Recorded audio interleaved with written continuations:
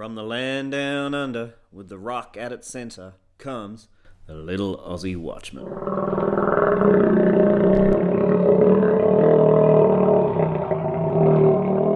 The bushfire blame game. Yep, right on cue. Never let a good disaster go without blaming somebody. The Aussie bushfires, which have been broadcasted around the world, have become the latest cause to be for the global warming crowd and a lightning rod for blaming everybody else. So there it is, enemy number one, carbon dioxide. And by extension, anyone who doesn't believe in the carbon dioxide causes disastrous effects storyline. And therefore, by extension, any politician who dares to stand in the way of the next global warming political point-making policy. No point rehashing this other than to say there have been worse bushfires in Australia in times past than the current one. Enemy number two, the greenies. Yep, you got it, the greenies, the ones being blamed for now apparently not allowing Australian bush to undergo hazard reduction, i.e. controlled burning during the non-fire season.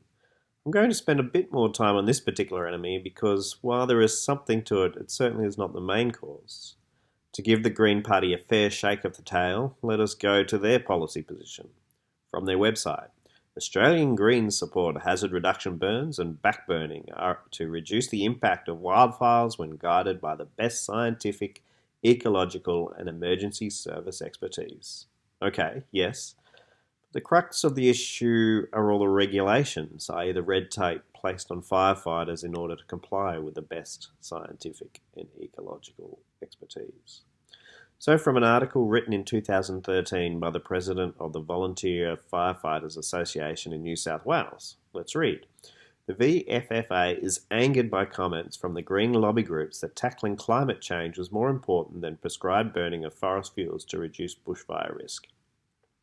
The real blame rests with the Greens and their ideology as they continue to oppose and undermine our efforts to conduct hazard reduction in the cooler months and to prevent private landowners from clearing their lands to reduce bushfire risk. Written 6 years ago, it had advised reducing red tape, increased funding for controlled burns, and increasing the prescribed area of burning from 1% to 5%. No one took them seriously, and thus we have the massive fires which this bushfire season. Following the devastating Victorian fires in 2009, a Royal Commission was set up and it recommended that 5% of bushland is burnt off in a controlled fashion every year. The recommended figure is not new. It used to be 10% following the 1983 fires. The article goes on to say, hazard reduction is the only proven management tool rural firefighters use to reduce the intensity and spread of bushfires. The amount of green tape we have to go through to get a burn approval is beyond frustrating. Then, there are the real crazies, enemy number three. Here's a handful of them. These protesters who shut down the planned hazard reduction burning in Gippsland, Victoria, due to concerns for the animals. Guess what? An indeterminate number of animals now dead due to the large bushfire that has engulfed the region. What to be said? There are always going to be crazies. But the fourth enemy is not talked about.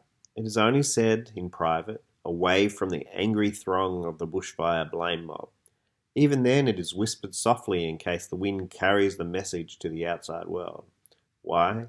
Because it is the most controversial of all. It is simple. The legalisation of gay marriage in Australia has lifted God's protection off our nation and allowed it to succumb to natural disasters. It certainly was warned about, even by me. Here is a graphic from 2017, the price of legalised sin, with a bushfire in the background. I have to admit, though, the fire is not yet unprecedented, but then neither is the cycle of human sin. The large bushfires in Victoria 2009 were linked to the abortion laws made in that state.